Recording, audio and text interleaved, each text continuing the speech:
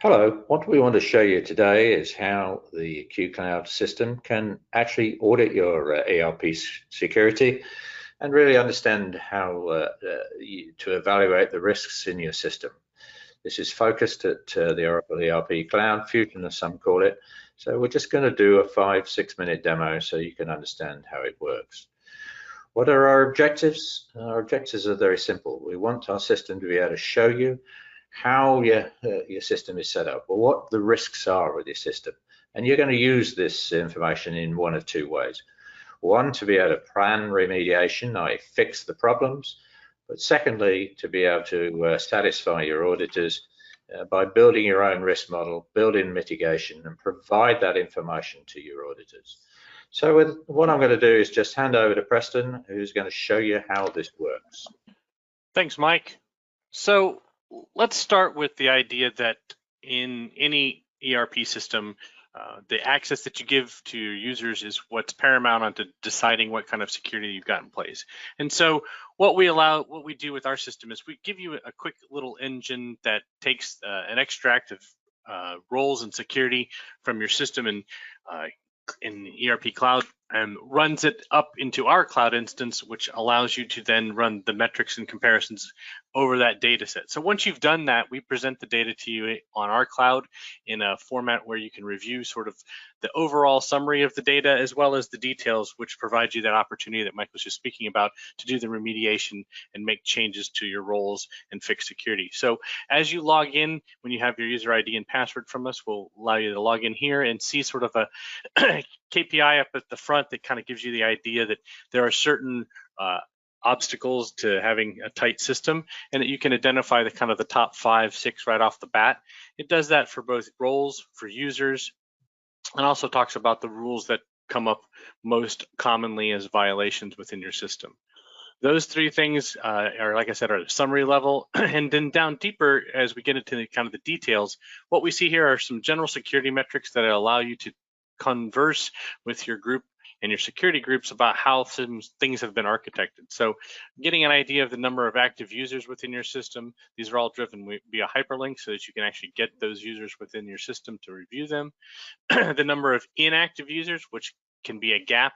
If the inactive users have roles still assigned to them, they can quickly be activated and gain access back to a system that you think they don't have access to. The number of roles that you have assigned per users, high number of roles per user typically indicates confusing or conflicting security that needs to be reviewed. And then looking at roles that have inter-role conflicts, so roles whereby just inside of the own role itself, there might be conflict of process and design in the system. And so if you look at that, we'll give you that very clearly here. Again, at the summary level, and then looking at the percentage of users out of your entire subset of users, how many of them have violations or problems with your segregation of duty checks, and then the number of users that have violations in total. All of that is a metric compared to the security that you have set up in your system and the segregation of duties that we've defined as part of our process of delivering a service to you. We predefine a large set of SODs for you to check and use right out of the gate. And in that, the detail here gives you that violation review piece, either by the policy itself, meaning the violation that you're trying to check against process that someone has, or by the user if you'd like to look at someone in specifics. So by policy, we're able to actually drill into a process and a policy ID and look at the label to get a good idea that it's, in this example, it's the goods receipts process as well as the ability to approve invoices. If that violates a segregation of duty within your system, then you'll see those 2 users that have that in the system. And if you drill down further, you'll see the privileges inside of Fusion and Cloud that you've been given, and you can see very clearly the 2 sections that create that conflict.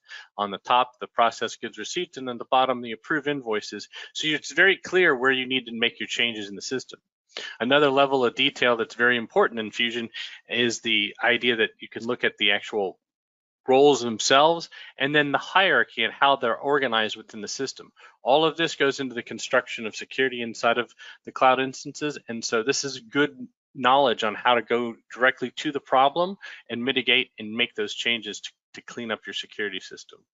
Likewise, we provide the data backwards for you so that now you can look at the actual user itself and then look at all the violations by user so that you can make those changes here as you make the changes, then the next time you run that system, those will clear off the system, and you'll have less and less of a violation set to work with.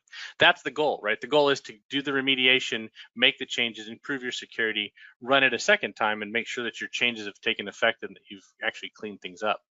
Sometimes people in our departments and our companies have access to certain processes in the system that need to be there, whether it's because we're taking over for someone who's on leave or some sort of holiday or some sort of change in staffing requirements. And when that happens, we provide you an opportunity to mitigate those issues like this, which actually then lets you document for your auditors what the actual mitigations are going to be. So it's very clearly listed what's going on here, and you can actually save that mitigation, define the reason, new employee changes, for example, set an expiration date for it as we're maybe making changes to our department and divisions, and hit that save button.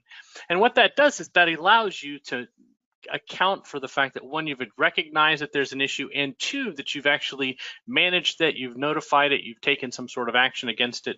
And if, for example, that expiration, if you run this exact same iteration again and run another SOD check, you'll actually eliminate those people from being in violation because you've documented and made yourself aware of it.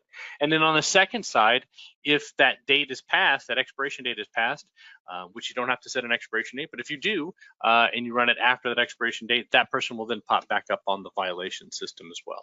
And so then in the future, those mitigations are tracked again, same way, by policy or by user, so that you can actually review those as you run each of your iterations. You can review them, make sure that they still apply and that the rules still apply and that your mitigations are still in play. As a general rule, this is how we give you the data to review on the side of things, as well as we give you an Excel spreadsheet of all of the grids that you've seen before here, as well as a PDF report that gives you the summary overview and documents the types of validation reports that you've been doing so that your auditors have a document to review. And lastly, we have a process for you to actually store data on this particular audit, so it stays with it. Any kind of paperwork that's been signed and scanned, authorizations, SOP changes, you can actually keep those documents here on this particular audit to go with this audit, so that as you give access to an auditor to review, they may have access to all of the information that you had and make a review and hopefully declare that you've addressed all of the things that are out there. So with that said, this is a quick overview. If you'd like to talk more about it, please reach out to us. We'll be happy to help and talk in more detail for you. And thank you very much for watching.